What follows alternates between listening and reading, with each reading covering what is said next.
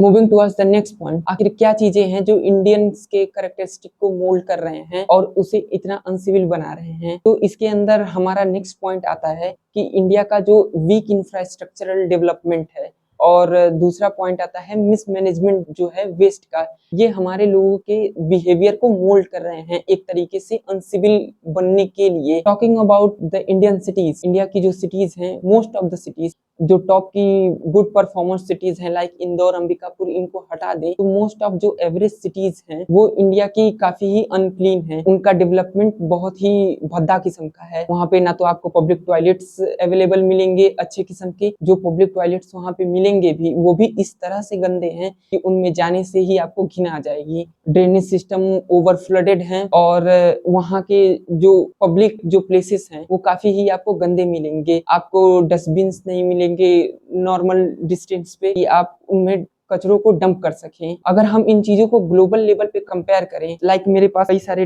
Data हैं, like global cities के index को अगर कंपेयर करें जो ऑक्सफोर्ड इकोनॉमिक्स ने 2024 में निकाला था, उन्होंने 1000 सिटीज को उठाया अक्रॉस द 163 कंट्रीज और उन्हें कंपेयर किया on the basis of liveability, on the basis of economy, research and development, human capital, governance के बेसिस पे उन्हें इवेल्युएट किया। तो उसके अंदर जो हमारी सबसे बेस्ट परफॉर्मेंस सिटी थी वो थी दिल्ली, जिसका रैंकिंग थी 350वीं रैंक थी दिल्ली की। इंडिया की एक भी सिटी टॉप 300 के अंदर तक नहीं आ पाई। देन दूसरा हम पेपर उठा सकते हैं जीपीसीआई का, जो ग्लोबल पावर सिटी इंडेक्स था, जिसमें उन्होंने बहुत सारी सिटीज को उठाया और 48 सिटीज को टॉप के अंदर लिस्ट किया, जिसमें उन्होंने कंपेयर किया on the basis of the economy, research and development, culture, liveability, environment और एक्सेसिबिलिटी के बेसिस पे इन सिटीज को कंपेयर किया। मुंबई एकमात्र सिटी थी जिसने इस रैंकिंग के अंदर अपना घर बना पाया और उसकी भी रैंकिंग सबसे लीस्ट थी 48 नंबर की। देन हमारे पास डेटा आ जाता है ग्लोबल लिवेबिलिटी इंडेक्स का, जो इकोनॉमिस्ट ने निकाला था। उसमें भी इंडियन सिटीज का हालात बहुत ही खराब थे।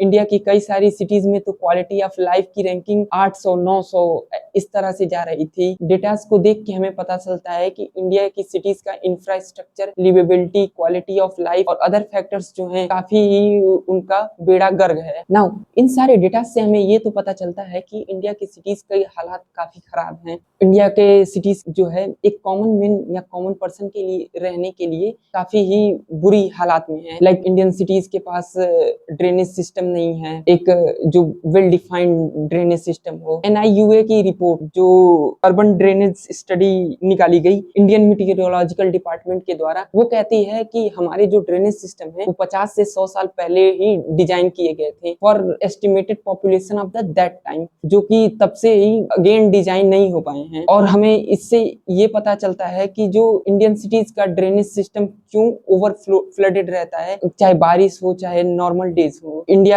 पब्लिक टॉयलेट्स के तो हालात खराब ही हैं। So one of the things जो थी G20, जिसके ऊपर हम लोग काफी ही ज्यादा गर्व कर रहे थे, काफी ही ज्यादा लोग उसके ऊपर दिखावा कर रहे थे कि किस तरह से इंडिया ने लीड किया है G20 को। मेरे पास एक रिपोर्ट है अकॉर्डिंग टू जो 15th फाइनेंस कमीशन थी जो CSC के द्वारा लाई गई थी, centre for science and study के द्वारा। उससे हमें पता चलता है कि जो G20 देश थे उनके अंदर इंडिया का म्युनिसिपल कॉर्पोरेशन जो था वो सबसे ही वीकेस्ट था, क्योंकि हम पर पर्सन जो है 1500 से भी कम खर्च कर रहे थे और G20 देशों के बीच ये एवरेज जो है म्युनिसिपल कॉर्पोरेशन के अंदर पर पर्सन खर्च करना वो है 10,000 से 20,000 रुपए पर पर्सन। देन इससे हमारे अंदर आपके भी माइंड में एक सवाल आ रहा होगा कि हम खर्च क्यों नहीं कर रहे हैं? क्या हमारे पास पैसों की कमी है? क्या हमारे पास बजट की कमी है? As compare to developed countries हमारे पास बजट की कमी है, बट हमारे पास बजट की कमी इतनी भी नहीं है जितनी हम सोच रहे हैं। ये होता इसलिए है कि क्यों हम इन बेसिक चीजों पे ध्यान नहीं दे रहे हैं। ये होता इसलिए है क्योंकि गवर्नमेंट जो है और जो सत्ता में बैठी जो पार्टियां होती हैं वो ग्रैंड प्रोजेक्ट्स पे ही फोकस करती हैं। लाइक बड़े बड़े फ्लाईओवर्स बनाने हैं,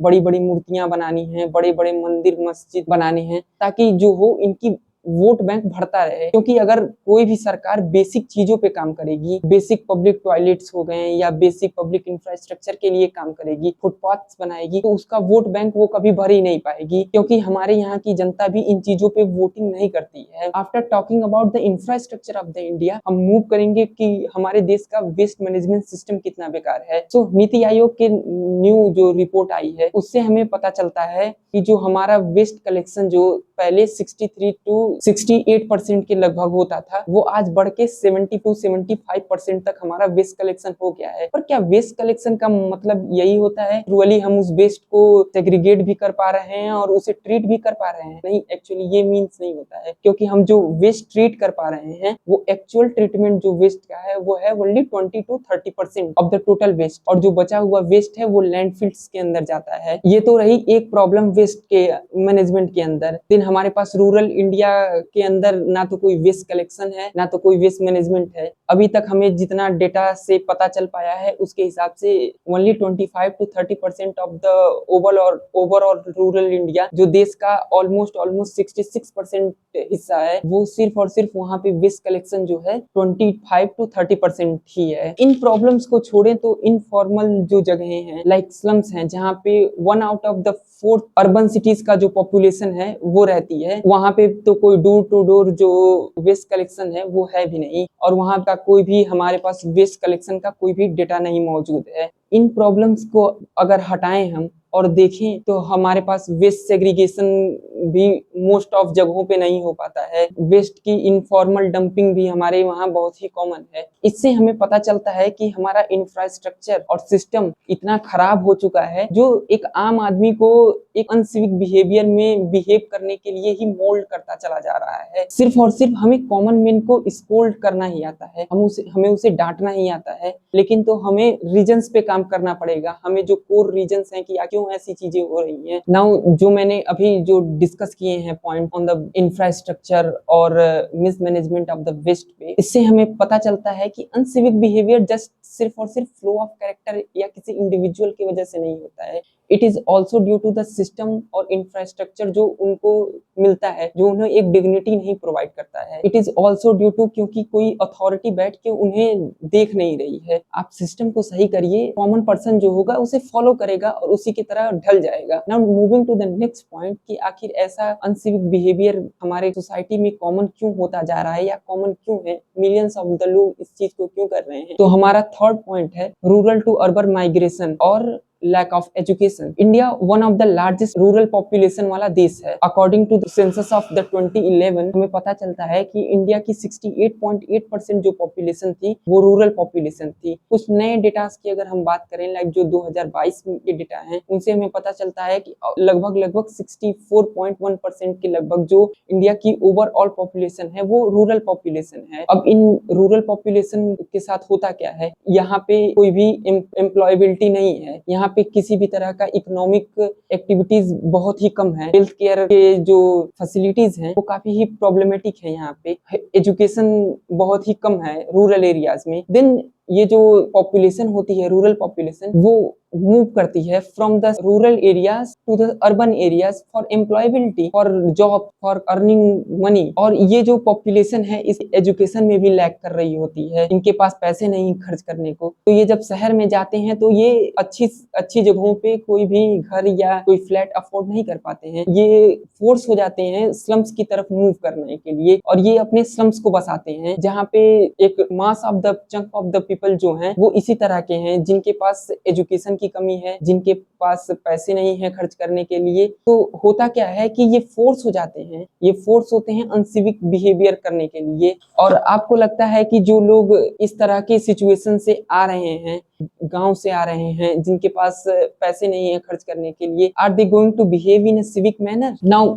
moving towards the fourth point. So हमारा फोर्थ पॉइंट जो है वो है प्री इंडिपेंडेंस कोलोनियलिज्म रहा हमारा, या पोस्ट इंडिपेंडेंस जो क्लासिस्ट लोग आकर बैठे जो बहुत ही करप्ट थे, जिनको सिर्फ और सिर्फ अपनी जेबें भरना था। और हमारे देश का कास्टिज्म ये भी बहुत ज्यादा ही वाइटल रोल प्ले करते हैं कि हमारे देश के लोगों का एक अनसिविल बिहेवियर क्यों। प्री इंडिपेंडेंस अगर हम बात करें, जो ब्रिटिशर्स थे उन्होंने जो भी एरियाज को डेवलप करा शहरों के अंदर, वो सिर्फ और सिर्फ अपने लिए ही डेवलप किया, क्योंकि वहां पे दो तरह की कॉलोनीज को बसाया जाता था। एक जो थी व्हाइट कॉलोनीज बसाई जाती थी, दूसरी कॉलोनीज जो थी वो थी नेटिव के लिए कॉलोनीज बताई जाती थी। White colonies like civil lines जैसी चीजें जो बसाई जाती थी, वहां पे ड्रेनेज सिस्टम काफी अच्छा हुआ करता था और सिविल जो सोसाइटी का एक स्ट्रक्चर फॉलो किया जाता था। और नेटिव सोसाइटी एक्सपेंड करती थी पॉपुलेशन के हिसाब से, उनमें कोई भी सिविल आर्किटेक्चर का यूज नहीं किया गया। देयर वाज अ प्रॉब्लम कि जो पब्लिक प्लेसेस थी वो कभी भी इंडियंस के पास रहे ही नहीं, वो हमेशा से ही स्टेट की अथॉरिटी के अंदर आते थे। तो लोगों के अंदर कभी भी ये माइंडसेट जनरेट ही नहीं हो पाया कि हमें जो है पब्लिक प्लेसेस को भी क्लीन करना है, क्योंकि ये हमेशा ही ब्रिटिशर्स के अंदर ये स्टेट की अथॉरिटी रही है। नेक्स्ट जो पॉइंट है वो इंडिया का कास्ट सिस्टम जो रहा, जिसको ब्रिटिशर्स के आने के बाद और ज्यादा वो डिपेंड हो गया। उसने क्या किया, प्राइवेट प्रॉपर्टीज की क्लीनिंग को तो नॉर्मलाइज कर दिया और जो पब्लिक क्लीनिंग थी, जो पब्लिक प्लेसेस की जो क्लीनिंग थी, उसे इस तरह से रखा कि ये काम जो है सो कॉल्ड लोअर कास्ट के लोगों का ही है। और ब्रिटिशर्स का जो माइंडसेट भी था वो एक्सट्रैक्शन माइंडसेट था कि इनसे जितना हो सके उतने पैसे निचोड़ लो और इन्हें बदले में कुछ दो मत। सो ब्रिटिशर्स का माइंडसेट इतना एक्सट्रैक्शन भरा था कि उन्होंने पूरी सोसाइटी को निचोड़ के रख दिया और पब्लिक प्लेसेस को इतना ज्यादा ना डेवलप करके सिर्फ और सिर्फ अपने पर्सनल चीजें जहाँ पे वो पर्सनली रहा करते थे उन्हें ही डेवलप किया। इवन आफ्टर पोस्ट इंडिपेंडेंस हमारे जो सरकार के अंदर जो लोग बैठे उनका पेट कभी भी भरा नहीं रहा। उन्होंने हमेशा ही करप्शन के थ्रू एक क्लासिज्म को जन्म दे दिया इंडिया के अंदर और उन्होंने जो पब्लिक के लिए आ रहे पैसे थे उनको पर्सनल झोला भरने के लिए यूज किया और कभी भी पब्लिक प्लेसेस को इतना ही डिफाइंड बनाने के लिए कभी भी काम नहीं किया। This was my all the points कि आखिर क्यों इंडिया के अंदर लोग अनसिविल बिहेवियर कर रहे हैं। It is not just due to कि लोग पर्सनली ऐसा करना चाहते हैं या लोगों का पर्सनल चॉइस ऐसा है। इंडियंस इतने इल मैनर्ड क्यों हैं, ये भी जस्ट नॉट ड्यू टू क्योंकि ये लोगों की पर्सनल चॉइस है या फिर इस तरह की लोग गंदगी क्यों फैला रहे हैं, ये कोई भी पर्सनल चॉइस की वजह से सिर्फ नहीं हो सकता है। तो मेरा यही पॉइंट था कि मैं काउंटर कर रहा था इस पूरे वीडियो में कि जो लोग पोस्ट बनाकर बैठ जाते हैं इंडियंस तो बड़े ही इल मैनर्ड हैं, इनकी ये पर्सनल चॉइस की वजह से ये कर रहे हैं। मेरा यही जनरली आर्ग्यूमेंट था कि ये लोग पर्सनली सिर्फ पर्सनल चॉइस या इंडिविजुअल की चॉइस की वजह से नहीं, ये इसलिए भी लोग कर रहे हैं क्योंकि सिस्टमेटिकली हमें इसी तरह से बनने पे मजबूर किया जा रहा है। सिर्फ और सिर्फ इंडिविजुअल को स्कोल्ड करने से इंडिविजुअल बदलेगा नहीं, हमें पूरे सिस्टम को ही डिसमेंटल करके फिर से रीडिजाइन करना पड़ेगा या मौजूदा सिस्टम को ही अच्छा बनाना पड़ेगा, तभी लोग सुधरेंगे। Now thank you.